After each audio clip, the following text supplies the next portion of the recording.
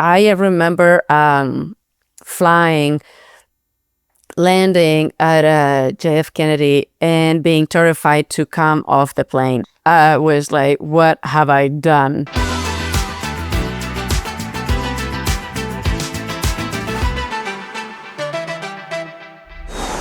Hi everyone, I'm Claudia. And I'm Luciana. This is Where We Land, a podcast about immigrating and multicultural identity. Before we begin, if you've moved to the US, just like us, and you want to share your story, you can write to us at wherewelandpod@gmail.com and we will hear all about it.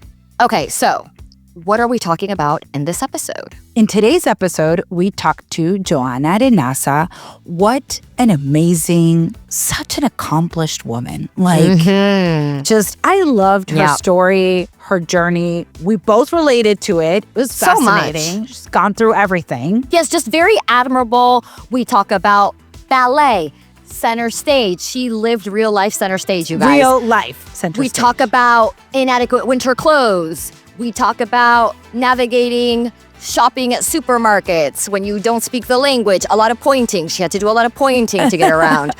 We talk about converting to Judaism. And how important it is to have people that speak your language, your native language, around you. It was such a good conversation. Towards the end of the episode, I was like, are we going to break out into Spanish? Are we going to break out into Spanish? Because the three of us were like... We wanted to, but it's like... We wanted to so bad, but we're like, wait, English. Our audience... Let's rein it in. Yeah. So let's get into it. My name is Johanna Arenaza. I'm from Spain. I am a psychologist and I'm also a competitive dancer. Welcome. Okay, and really, we begin our conversations with the same question. So where in the world does your journey start? Is it in Spain? Is that where you're born? I am from the Basque Country, a northern region in Spain. Okay, and you grew up there like with mom, dad. What was like home life? What was like your city like? What was all those first memories? Yeah, so I'm from Bilbao. And Bilbao is one of the main cities in the Basque Country in the area. I grew up with mom and dad and an older sister. And I lived there until I was 12. And at 12, I moved to Madrid because I was going on a pre-professional track for dancing. And so I moved to Madrid. So at 12 years old, you're already starting this road to becoming a professional dancer. Yes. So when did that passion start? Were you dead set on becoming a dancer? Was it something that just the opportunities presented itself, or how early on did you know that's what you wanted to pursue? I think, to be honest, very, very early on, one of my first memories is just dancing around in the living room in my house. And I think I must have been around 4 or 3. I've always loved music. Music has always been my love, my passion.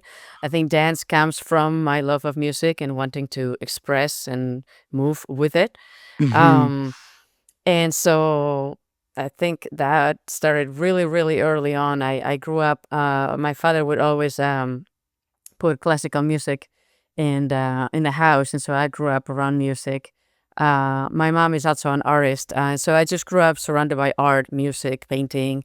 And then when I was 6, I think my sister actually wanted to go to dance. I just danced around in the house. But my sister always wanted to go to dance. And when I was 6, my parents decided that we were both old enough to take us together to the same school. Right. And so I started dancing at a school, at an academy when I was 6. Nice. And then, so at 18, you win this scholarship specifically to study ballet in the United States, in New York.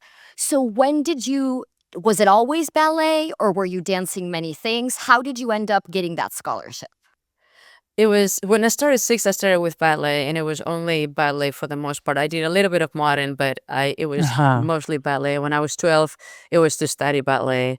And so then when I was 18, I said, okay, what else is out there? I want to keep growing. I want to keep expanding. And so I've always wanted to come to the United States. I considered Europe, a couple of places in Europe, but I was like, well, let me audition in the United States and see what happens. Let me dream big. Yeah. And so I auditioned, and the School of American Ballet accepted me in this school, and then I got a scholarship in Madrid to attend said school. Wow. Wow, I'm thinking yeah. right now, we've talked about this movie on our podcast, but Center Stage, like cult Mhm. following movie. I I'm love just that movie. imagining that for you, and I love this. I feel like I'm literally like thinking those two things. So, and you said you always wanted to study in the United States. Was it just like because that would mean so much for your ballet career, or was it something about the country that you were curious about? Definitely about the country. Oh, Mm. I okay. was curious about the country and the culture. It was Mhm. much more appealing than other places I was considering was like England or Germany. Other places in Europe would have been much more convenient and closer to Spain. But I was very curious about the country. Okay. And yeah, Had you been to New York before you? no. Wow. I just came to audition. My first flight was for the audition. So what was it about New York or the United States that you, since you had never been, what was your idea of it? What were you fantasizing about, or what were the things you wanted to see? My idea was that it was different and expansive and big. I mean, London or Munich were still European cities, and so I think I was much more. I got the idea. I said, okay, because I had lived in Madrid, and so I wasn't curious about other parts of Europe. I was curious about other parts of the world, and in particular, the United States seemed just very, very cool. I think Right. that would be the word, and new and exciting and expansive, and I thought that I could just grow and be in a completely different environment. And so that was Yeah. very appealing to me, whereas Europe seemed more familiar and therefore maybe less exciting. I understand that. Like, you're like, oh, that's kind of my backyard. Like, I've been to a Exactly. couple of European countries. They're probably the same. Like, let me go Exactly. to America. Yeah. Let's see something different. I'm also super curious about, like, if you could just give us a little story about how that was that audition, because first time in New York, like, obviously, there are high stakes because you're trying to get into the school. Do you remember, like, what you were feeling? What was that like? I was super nervous. I didn't know any English, and so my mom and I flew to New York, but my mom and I did not know any English. But my mom had a friend from Spain living in New York, and so we convinced her to come to the audition and help us translate, because we other than hello and thank you, nothing. And Wow. so this friend of my mom came to the audition, and she was able to translate. The audition was individual. It was just me and a teacher. And so I had no idea, no point of reference as to how I was doing. I couldn't compare myself to other dancers auditioning. So it was just me. And so the teacher was telling me what to do, the exercises, and I did them to the best of my ability. And it was about an hour. And so I was really nervous, and I had no idea how I did, because it was just me. But then I had to wait for like maybe 20 minutes, 25 minutes, and then they told me that I had been accepted. Wow. And On the so it was spot. it was super exciting. And what did you do? You went out, you celebrated? What happened? I couldn't believe it. And of course, my mom's friend was translating this whole thing, and so I was super excited. I remember the audition really well. I don't remember anything after it. I Right. imagine we went out to lunch or something. I think actually this friend took us to Chinatown to see it and to do some sightseeing. And so I think we went to Chinatown, but that's much more blurry than the audition. I actually remember really, really well what I was wearing, the Right. teacher, the pianist, the school, everything. I can Yeah. imagine. I can imagine. That is such an intense and such a big decisive moment in your life. Like, literally after Yeah. that, you moved to New York. How does that go? Like, what is that experience like? That was rough. Let me tell you. Mhm. So even though I was excited, even though I was accepted on the spot, for some reason, the letter of acceptance didn't come until the audition was in June, and the letter of acceptance didn't come until very late August to start in September. Oh, wow. And Oh. so for a while, I was like, did I make it? Did I not make it? I don't know. And so by the time the letter came in late August, I said, I cannot move in 2 weeks. Like, I can't. So I requested to start in January. Okay. Because I was like, I'm not ready. Anyway, so I moved in January, and that was quite a shock. It was the winter time. It was dark. I remember landing at JF Kennedy and being terrified to come off the plane. I was actually the last one to deplane. I was terrified to just step out of that. It was dark. It was night. I didn't know any English. I was like, what have I done? And I remember looking around the plane, and everybody's relaxed and, reading or watching a movie. Or I remember one lady was painting her nails. Oh my God. And I was like, how is she so chill to paint her nails? And I'm here, like, I can barely, like, breathe. And, so I finally deplaned, of course. And I took a taxi, and they took me to the apartment that it would be my apartment. And I had a roommate. This is like a dancer as well. This is another Okay. dancer. Okay. Yeah. And the apartment was arranged by the school within walking distance to the school. Okay. And so I didn't know any English, and my roommate pointed out my bed, and that's your bed, and she was really friendly, but I didn't know any English, so we couldn't really talk.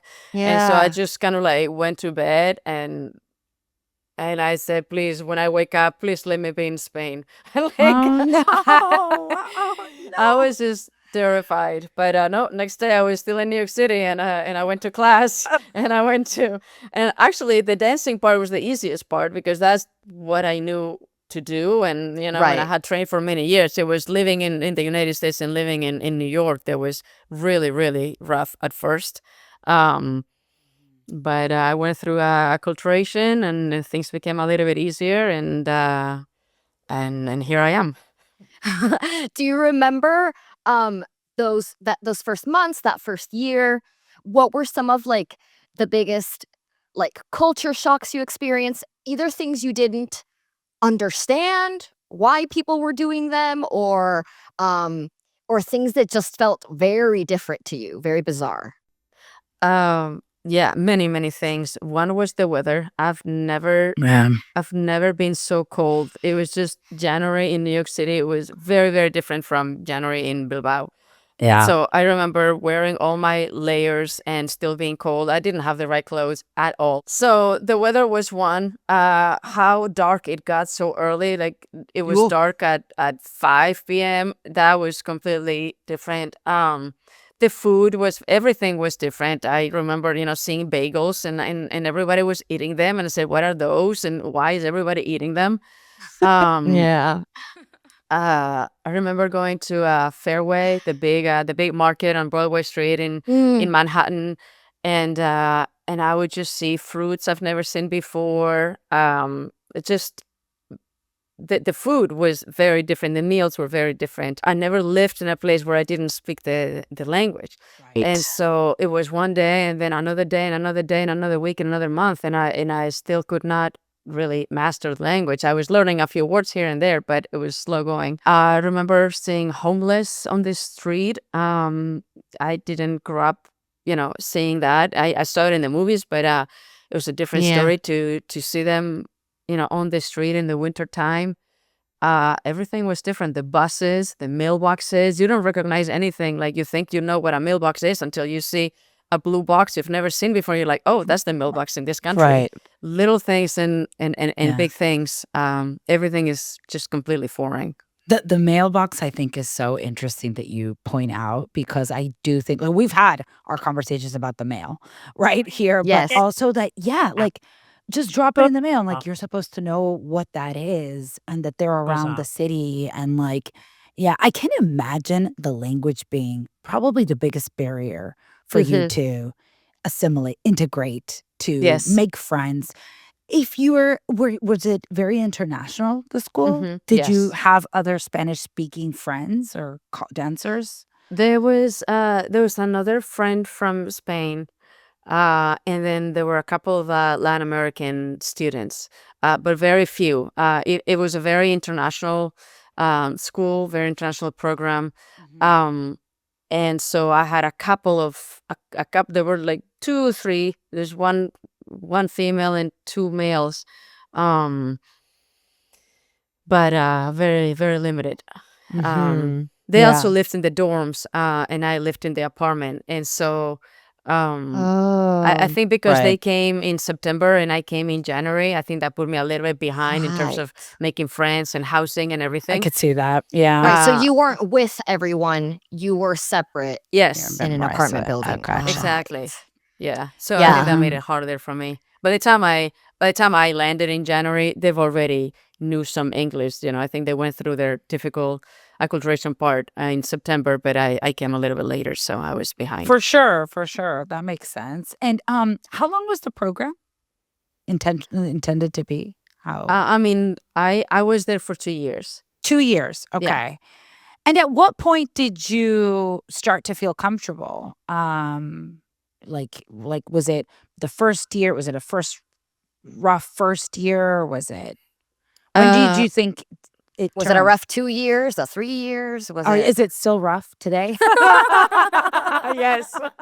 You're like, I'm still contemplating I'm saying. a masochist. I love Did it it. get easy for you? Because I'm still struggling.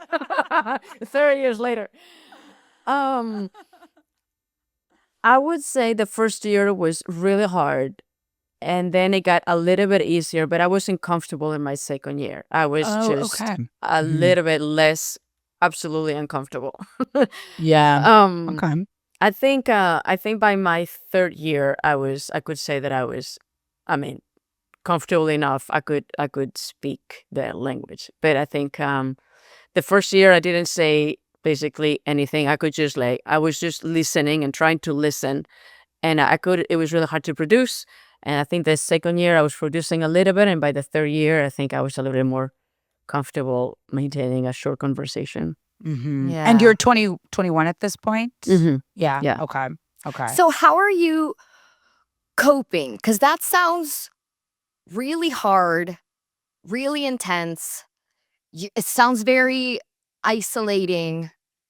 What were you constantly like talking to people back home? What were your like safe spaces, or what were the spaces that were like giving you energy? How are you coping? My safe space was dance. I could go to dance classes, and I could understand it. Dance has an international language that is mostly in French, like the steps and stuff. So at least I could speak dance.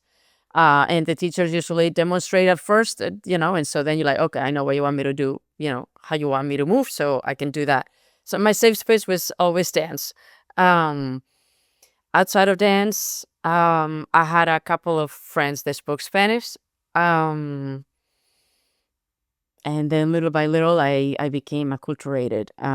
But my safe space, by the time I had a social safe space, that was in my third year when I Okay. could maintain a conversation. In the meantime, I struggled. I couldn't, and this is before the internet and before FaceTime. So I would buy a calling card, and I would call home maybe every 2 weeks. I think I was trying to. So Yeah. every 2 weeks, I would talk to my mom for about an hour until the card died, and then that was it, and it was back to reality. Gosh. It was really hard. I didn't take any English lessons or anything, so whatever I could pick up on the street is what I learned. And I was dancing most of the time, so I didn't have a lot of exposure. It's not like I came here to study at university, and then Yeah. where language is much more. I was dancing all the time, so language is much more secondary. So it took me a little bit longer, I think. What were those conversations with mom like? I know. I mean, I'm either like, it could be like, oh my God, I don't want to be here, but you stayed. So it sounds like you did want to be there, right? Like, was it like, Mom, get me out of here? Or, Mom, I don't understand anything, but I love this school and I love what I'm dancing and doing? It was, I'm struggling. Um, but this is too good of an opportunity to quit. Right. Okay. And I wasn't, let's say, loving it. I mean, everything was challenging. The dancing was very challenging too. That was just a little bit more space, my element. The conversations were, I'm struggling, but this is happening, or this is getting a little bit easier, or this week this happened, catching up. And I'm mostly, to be honest, I wanted to hear about home and what she was doing, what my sister was doing, because it brought me a little bit closer. I was very homesick. And so I wanted to hear about home more than me telling my mom my battles over trying to buy a cup of coffee. Just pointing. They finally got my order right. They finally, yeah, I'm learning, Mom. I'm learning to point really well. And when your program, so when you finish your program, you decide to stay. And that is because why? I finished the first year. And then they accepted me again. They renewed my, and then they renewed my scholarship too. So then I stayed a second year. And because the first year I came in January, the first year was pretty short. And so that wasn't really, so then I came for a full other year. My third year, I auditioned for the Boston Ballet School. And so then I moved my third year, I moved to Boston. And even though it was colder and everything, I liked Boston. It was smaller and much more manageable. And by then I knew English, and then I made friends more easily. And then I met my boyfriend at the time, now husband.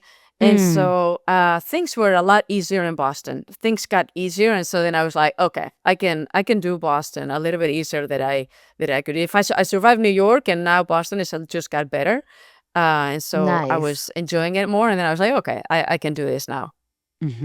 Oh, lovely. Thank goodness. Yes. You found your city. You found your groove. When you said Boston, I was like, burr, I know. because you just said how cold it was. But okay. I had the right jacket. By then, I owned the right clothes. And she knew. She had survived a couple of New York winters. And it sounds like you met Mr. Right, too. So, exactly. Yeah. So that helped a lot. I think you can survive any climate, any weather, if you've made a group of friends, found an interesting boy. You'll survive any weather. Yes. If you have a nice community, a nice group. Exactly. Yeah. Exactly. Yeah. And then, sadly, you have to stop dancing. I kind of hit a wall with dancing. I had been working really hard, but I didn't have a visa. I had a student visa, but I didn't have a working visa. So I would audition, and I would make it to the end of the audition, and then they would ask me for papers, and I didn't have papers. And I said I would need a sponsor, and then, fizzled. That's the classic wall that a lot of immigrants come up against, that you have to find the right person that will sponsor you, that will go through that process and that time and invest that money. Exactly. So it was easier for the dance companies to take a dancer that didn't have that extra cost. And so I made it to the auditions, but then they asked me for papers and, U.S. passport and social security number and all that. And I didn't have any of that. I still have a student visa. And so then they're like, oh, then, we're so sorry. We're unable to sponsor you at this point. And so that was pretty gruesome. That was very, very devastating. And I became very depressed, actually. And I didn't know what else to do with my life, but I was very unhappy dancing. And so that's actually when I went into therapy. And the therapist very nicely and wisely said, why don't you just take a break and see what else you want to do? And so, because for me, it was like, am I a dancer or am I something else? And the therapist helped me to say, take a break. You're still a dancer, but you're not a dancer on break, and explore other options. And so I did that. I started studying, and I had to take my because I had a student visa, so I could study. I couldn't work, but I could study. So then I studied for my TOEFL, and I studied for my GED because I didn't go to high school because I was in a professional dancing track. And then I liked studying, and I was I was passing all these exams. And then I went to community college because that is what I could. My English was not good enough to take the SATs. And so I went into college. I put my foot on the door through community college, which they didn't require. And then I learned how to read and write much better in English. And then through the community college, then I just took over. Then I loved studying, and I didn't go back into dancing. And then because my therapist helped me so much, I was inspired. And then I went into a 4-year college and I studied psychology. And from there, I got my doctorate and then I became a psychologist. So that's wow. I know that's such a journey because it's like a few years back and you're like, I don't speak this language. I don't understand anything. And I'm a full-time dancer. yes, Academia is not my thing. I'm on track to be a professional. And all of a sudden, look at you. You got a little bit of the academia bug, and all of a sudden, PhD. yes, All the way through. Seriously. yes. Wow, What that's a U-turn. impressive. And also I love that like you kind of like, yes, I love what this therapist told you because like you were so young and you've had a whole life Yeah. as a dancer since you were 6, right? Yes. And Yeah. now, hey, you still got a lot of life to live. There's this other option, and one is not exclusive of the other. You can be a dancer, you can be a therapist, you can be a therapist who also dances, and vice versa. And I love how she allowed you to see it in that light, and also to kind of remove that frustration that, well, I can't book a job as a dancer, Yeah. right? Exactly. That is not the end of my life at 21, Exactly. 22, right? Though it seemed that way. Yeah, Yeah. and I get you. I've been there. I've been on Yeah. that, looking for a sponsor after grad school. So it is, oof, Yeah. it's like finding a needle in a haystack. Yeah. It's really one of those hard. moments where I said I should have gone to Europe. Right? Yeah. Why didn't I go to Munich? You know, Exactly. Same. Exactly. For me. But you also had the boyfriend who Yes. then became the husband. Yes. Does that happen while you're studying? You're in this academia, and he is American, correct? Yes. Okay, so that's also different. That's Yeah. also That's definitely different. that also presents some conversations because, like, my husband is also American. I know that, obviously, as you're getting these like rejections from the workplace, sometimes that can bring up some visa conversations. And like, how was that for you guys? I mean, it was good. We met, like, as I said, in Boston. We dated. We were very young. We were 21 when we met. So we dated for a few years, and then it became. I decided to go to school. He, encouraged me to do that, and he helped me with my homework and my papers and my English and everything. Nice. So we built a very strong friendship relationship. That's awesome. Yeah, really, really helpful. I taught him a little bit of Spanish too. Oh, good. So that was good. And eventually we just talked about, whether I would stay, whether we would, create a future together or not, whether I would go to Spain and we had a very strong relationship and we wanted to build on that. And so eventually he proposed, and then I got married, and my life became a lot easier because then I became then I got a green card, and I didn't have to deal with all the visas and coming and going and everything. So I hear you. It is so, and it is so just tricky to navigate. And is he like, did you ever think, oh, I would marry an American? Were you like, oh, I must marry someone who speaks Spanish or European, or was that ever something that you thought about? I mean, you met him so young, so maybe. yeah. I just thought I would marry him because he was my best friend. Like, I would just marry Alex. Like, it's just like he was Regardless, he could be it was- whatever. Yeah. yeah, I would. It was Alex. It wasn't like, oh, because he's American. It was like because he's who he is. He just to expand on that. He is Jewish American. So I was familiar with American. I was less familiar with Jewish because Yeah. So that was a whole other thing that I was exposed to, that I learned. Eventually I converted. That was a whole other conversation.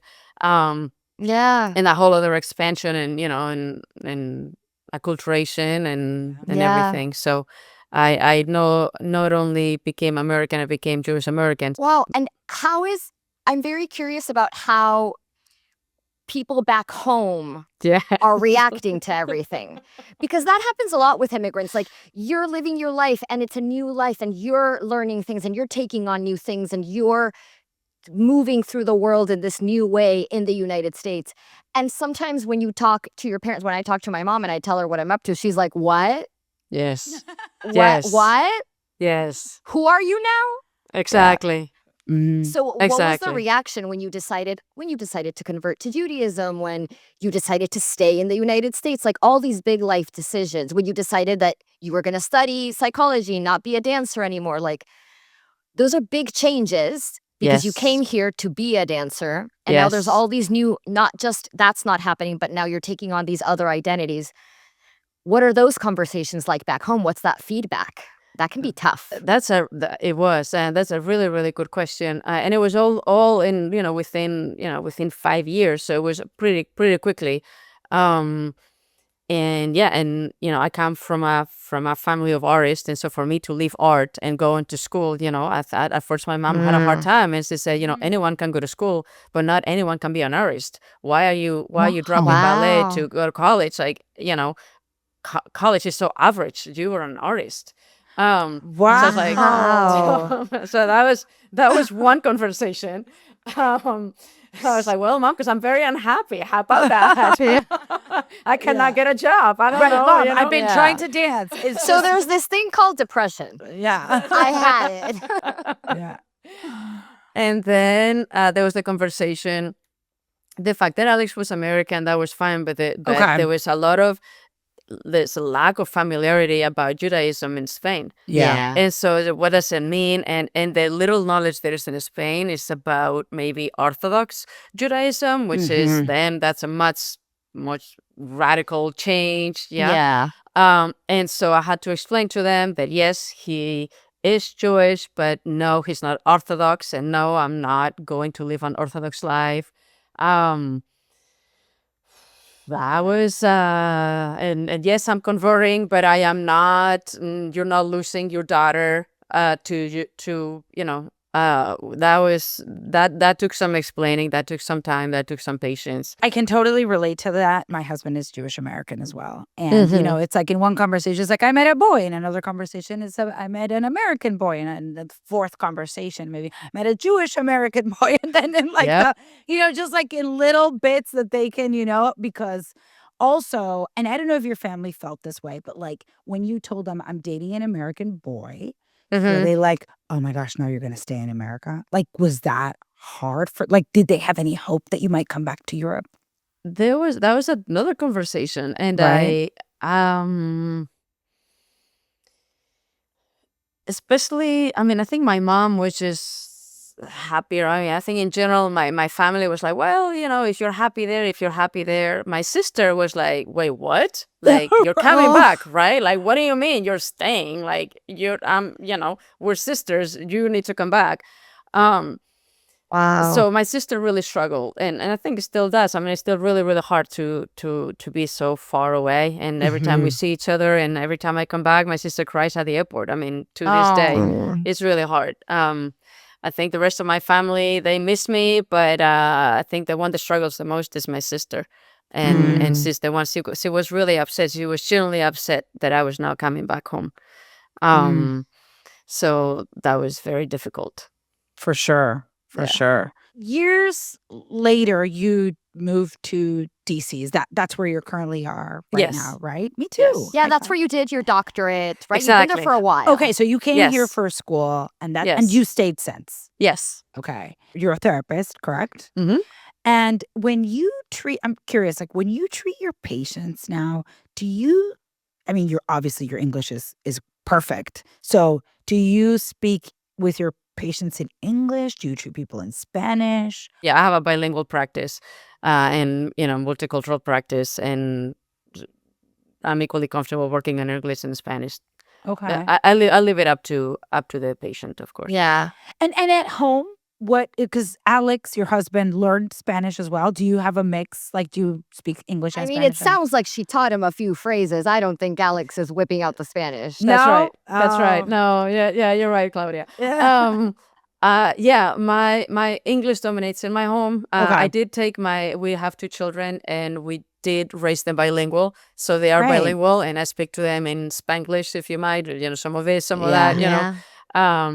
And so, but English dominates. Yeah, I would say.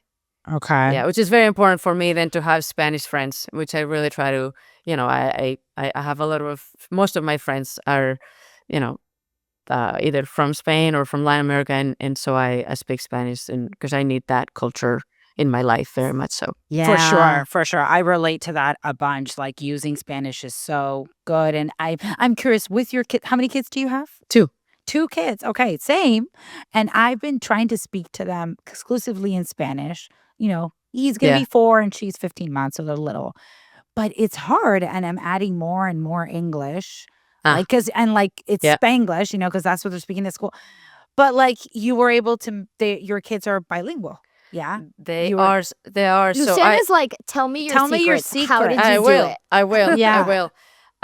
Spanish speaking nanny before. Same. That's what they have. Okay, very good. And then bilingual education. The reason why we came here, I live in Arlington, and there's public bilingual education, and so I send them to bilingual elementary school, middle school, and high school. Yeah. Also, a lot of trips to Spain and family visits and everything. Okay, so my game plan is good because we have the same game plan. Yes. Seems like, all right. Yes. So I'll just have to have faith and just bilingual education is key. Is key, right? Because yes, you can't just do it at home. They have to learn it in an academic setting. Because I have noticed, Luciana, with your son, the one he's 4, almost 4, almost 4. Yeah. Before he started the preschool. Yeah. We were winning the battle. We were. It was all Spanish. He only spoke Spanish. He did not know how many months of preschool, and we lost. Yep. Yeah, he went into a toddler class and came back. He comes back with new words every day, and they're all in English. Yes. It's. I mean, yeah. English is always going to dominate, but you want the strong Spanish. That's for second sure. Language. Yeah, for sure. I'm curious about. You mentioned it's really important to you to have Spanish speaking friends. So how did you go about, that sounds like something very intentional for you. Mm-hmm. So I'm curious, how did you go about creating that community?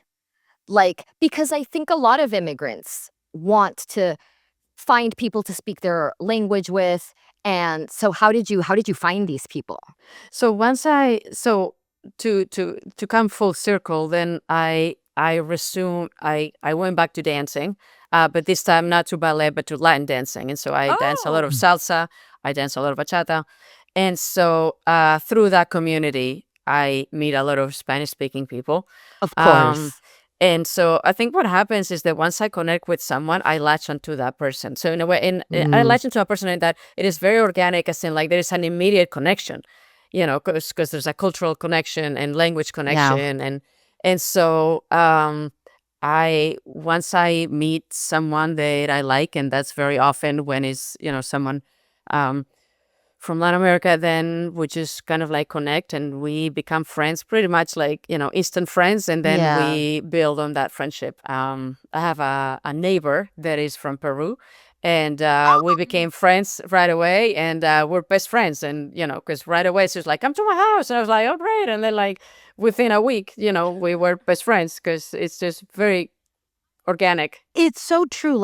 I think between people from Latin America, when you connect, it's Yes. almost, I'm seeing a like-minded individual just Exactly. because they're from there. And connecting is easy and hanging out is easy. And it's almost like the social wall goes down and you're just able to hey, let's get this. It doesn't matter if you're being extra because everyone's extra. That's home. Yeah, So it's come over for dinner tomorrow. Yeah, yes. Okay. I don't know if this probably happens to most people from Latin cultures, but it's whenever I meet Americans, I'm respectful. I'm on, American mode. certain formality behavior. Yeah. International formality behavior. Yeah. And then as soon as I hear the Spanish, I'm It's super invasive, all up in your space. Being the most intimate Tell me personal your life questions. story. So when did you come? Are you married? Do you have kids? All Right. of the things that we would filter.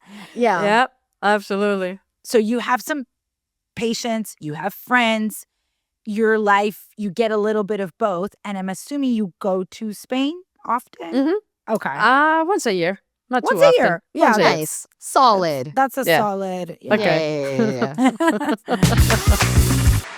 We ask this version of a question to everyone who comes on the show. Mhm. So, do you feel more American, Spanish, something else? What would you say your main cultural identities are at the moment? And we know that these can change over time. So it's kind of like how you're feeling right now. 100% Spanish. Yeah. 100% Spanish. Okay. 100%. I I live don't in think I'm United States. surprised. I don't think I'm surprised Yeah. by that. I live Okay. here, I work here, but I am 100% Spanish Nice. in my culture and my way of thinking, my way of being, my way of relating. 100%. And I don't ever want to change. I think it's a much richer culture. If you ask me, I'm a little biased, but Yeah. I appreciate our culture and, so much. And I don't mean me like from like Spain. I mean like Spanish, like Hispanic, like, like I think I love our culture. I think it has amazing values and qualities, and I thrive in it. And yes, absolutely. Yeah. So what are the ways that because you're not in Spain, you're in the United States. So how do you have that present, those qualities of that Yeah. culture? How do you have it present in your day to day? So I have it in my home, and my home is basically me, and my kids know all my crazy Spanish side because it's just that, they think I'm like, oh my God, Mom, you're so extra. But I'm like, well, it's me. It's a little bit like a Modern Family, and Sophia and just how she is herself is very much me at home. Like I'm like, this is me. Do you feel that it's come out even more as time goes by? Like you're I think so. claiming it and owning Absolutely. it even more? Absolutely. I think so. I think that Absolutely. happens with time. Yeah. I think at first I wanted to adapt, which was good and important because I do need to integrate. Yeah. But once I can switch on and off, or once I can go back and forth, most of my time I'm in my Spanish self. Yeah. And so then one is at home, and then my friends. I mean, most of my friends are immigrants, and most of those friends are Spanish speaking. So, and then at work, I switch it on or off depending on the person. But even if I'm speaking in English, I mean, if I'm working with, with someone from the United States, they get me. I mean, they get me in English, but they get me. Right. Yeah. Which I feel like I have is how I can be genuine, and I think like I can contribute best if I'm being myself, and if I can contribute some of our values that I think this country very much needs. So I think I try to incorporate it into my work and into what my patients need. Yeah, I think that happens with time. I think you feel less of a need to like code switch. Yeah. You're like, oh, I don't need to be like present the formal American self. That's right. I can just be me. I feel settled now. I feel comfortable now. I have the right clothes for winter. I understand how things work. I know what food to buy. Like, Yes. I can just be me. Yeah. Yeah. That's lovely. That's lovely. We have one final question that we end everything with, which is we have a segment called Speak My Language where we ask the guest, is there a word or phrase in Spanish that either has no translation to English or that you just really, really like how it sounds in Spanish and what it means in Spanish, that you just prefer its version in Spanish over English? So this is very Spanish from Spain, and it's an expression that says "me estás toreando." Toreando, as in like, is a little bit like, it doesn't translate super well, but it's like you're toying with me. Yeah. Because toreando is like, are you going this way or that way? As if you are like, like with a red cape, kind of like, like stop toying with me and be straight. Is that me estás toreando, me estás, and Yeah. you're not being straight with me, Exactly. Yeah. You use it a lot? You use it a lot? I say it. Yeah. My That's kids a know. fun Yeah, one. yeah. To your kids? Sí. Yeah. Me estás toreando. No me estás diciendo la verdad. Vamos. That's a fun one, but yes, it's very Spanish from Yeah. Spain. Yeah. Yeah. But I like it. I like that it's so like it. Spanish. Like, yeah, you wouldn't pick something too universal. Like, No. Spain. The more intimate and personal, the better. For sure. Exactly. Well, Johanna, thank you so much for taking the time to speak with us. It was lovely to meet you. All right. Thank you so much. So, having finished our conversation, how did this land for you? Okay, so this was a really fun conversation. I think Johanna was incredibly impressive. Like, just a very, very impressive guest. Like, the fact that she was a dancer ever since she was very little.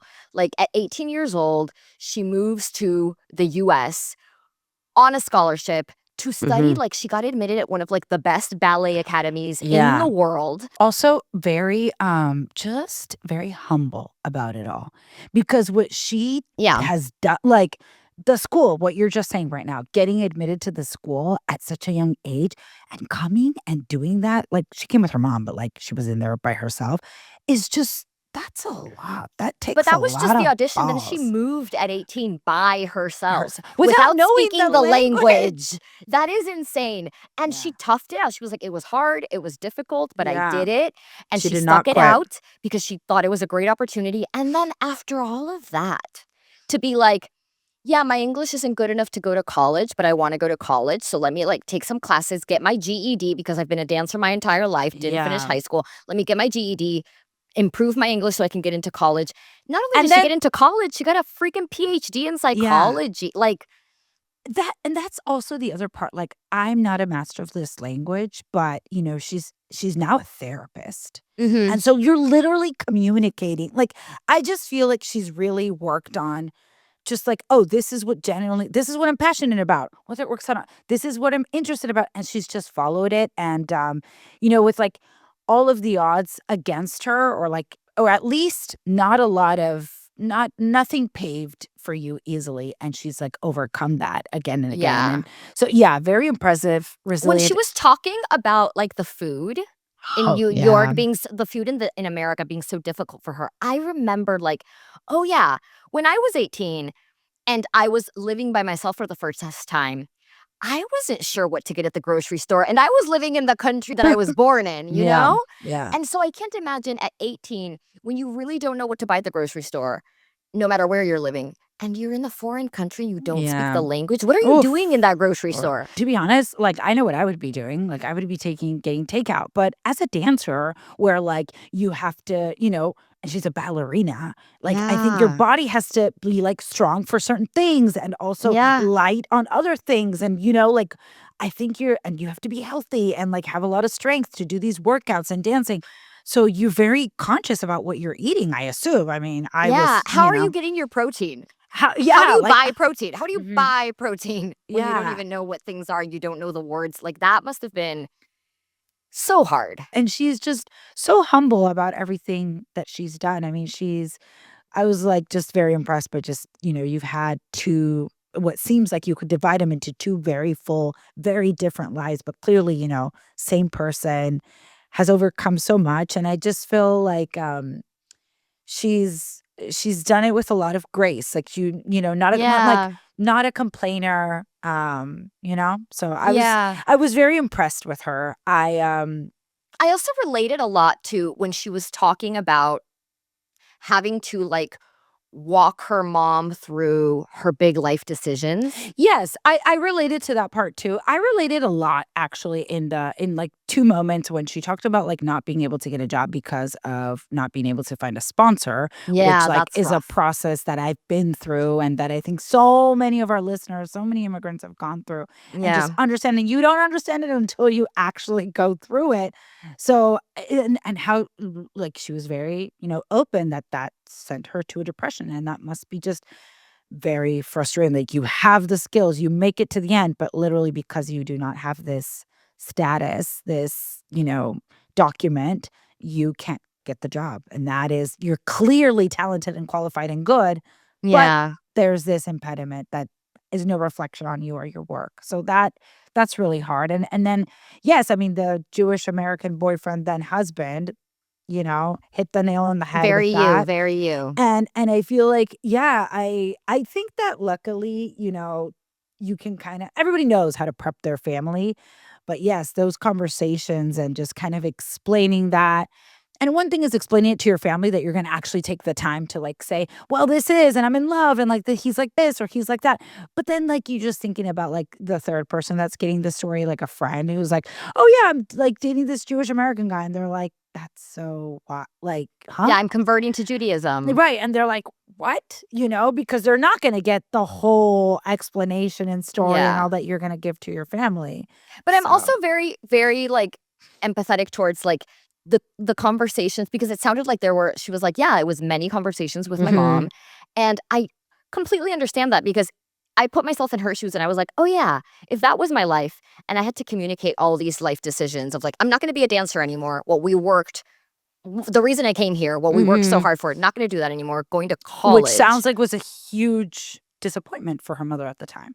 Yeah. So like having to communicate, oh, I'm also not going, even though I came here to dance and I'm not dancing anymore, not going back to Spain either, gonna stay here, gonna go to college. Oh, and also I'm converting to Judaism and I'm gonna marry this Jewish American man. Yeah. So having to communicate all those things, and she said they all happened in like a space of 5 years. Yeah. I mean, luckily not all at once. So, but I also think like as a parent, you're probably like, once they tell you like, I think like one big thing, you're probably more like, okay, what else is she gonna bring? Yeah. Like what? Well, I just think of our mom, and our mom, it would not have been one conversation per topic. It would have been multiple conversations each topic. Our mom would never think of us like changing religion. Like that's just not something she ever thinks about. Well, so if we were to bring that information, I think she would be like, first just in shock, like, what do you mean? But why? But why? And then after the why, then it's, okay, but then what does that mean exactly? Well, that's exactly what happened, like a similar conversation that I did have with my mom, since, again, Jewish American boyfriend at the time. It wasn't like I told her, like, oh, I'm dating this American guy. I don't think I told her that he was Jewish in the same conversation. Like, I really do think I spaced it out. I think I waited to like, because religion is such a big thing for our mother, not for me. But I did wait a bit and to tell her that he was Jewish, kind of like try to slip it in once more time had passed. And also, but with almost in the same sentence, like, he's Jewish, but doesn't like require that I convert, like isn't interested in me converting. Like almost all in the same sentence. So like, here I'm telling you this, but here's this patch, of information, because I think for her religion was so big. But even I think she probably had doubts for a while. Like, are you just withholding this? Are you going to? Because she asked me multiple times, like, but you're not going to convert. But what religion are you going to raise your kids in? But are you sure you don't want a crucifix at your wedding? The week before my wedding, asked me if I wanted a crucifix at my wedding. Oh my gosh, that's hilarious. And you're like, no, because that would be an affront to my husband and his family. Thank you. So it's like been conversations that I'm just like, I've told her multiple times what we're doing, but she just either forgets or wants to remind me that there's this other options with this, like, Catholicism. And literally, like, when we had our children, was like, are you not going to baptize them? And I'm like, we've had this conversation 10 times now. Like that I'm not doing the Catholic way. Yeah. And she still like, has questions, I think. Even like, well, I bet money she will ask me again if my kids are going to be doing communion. For sure. Then by the time they're old enough, she's going to ask about confirmation. And for sure. She's every step along the way. And you know what? Like, that's right. So like, I do understand her navigating that part. Like maybe for her parents, like, yes, I think it sounds like it was also that, you're just, it's tricky. And you like, it's the hand holding. It's the hand holding. And then I think every immigrant has to do that in some form or another, whether it's once you are living your life fully abroad and you're not going back, then you start to make decisions that aren't necessarily going to reflect Peruvian society in our case, or Spanish society in Johanna's case. Or even like what necessarily your parents want, regardless of foreign Exactly. Like, like when we had Alex on and she had to tell her parents, I want to be a rapper. Yeah. like, this is kind of like the reverse situation was like, I don't want to be a dancer. And it literally did remind me of Center Stage. Yes, it did. When she told her mother that she didn't want to be a ballerina anymore. And then the mother is heartbroken. And I'm just like, this is Center Stage. Yeah, it is. It is. It's totally. She could have been a character on Center Stage for sure. Could have, for sure. And she would have been one of the most well-off characters too by the end. 100%. Yeah, 100%. Yeah. But yeah, that's incredibly relatable to anyone living away from their parents. It's like, because I think the distance adds an extra layer of like, it's difficult to do over the phone, but that's how you have to do it. You have to explain these things over the phone, and you have to stay a long time and answer all the questions. And there is a sense, I feel sometimes from our mom at least, where she's like, it wouldn't be like this if you weren't so far away. Like, your decisions wouldn't be so different. I think that's the key for every person who is in the country of origin, who's like, that wouldn't be happening if you were here. Yeah. You know, like, because and the bottom line, probably because I wouldn't have been exposed, because I would have never met a Jewish American man in Peru. Like, you just wouldn't have, like, you know? odds Most of that people are Catholic 0.1. Yeah, you know, but yeah, exactly. So my mom was like, you would probably have the crucifix there. There's like the crucifix. You would be getting married in the church, and now you're not. Yes. She's like, all my dreams would have come true. All because you decided to move. That wraps it up for us today. If you would like to support us, you can do so by subscribing to our YouTube channel or leaving us 5-star reviews both on Spotify and Apple Podcasts. Hasta la vista, babies. Ciao, ciao. At Where We Land, we know some immigrant experiences are harder than others, especially for those in the margins of our current legal system. If you would like to help, we encourage you to support organizations that provide services for immigrants and champion their rights. You can find a list of organizations in the show notes.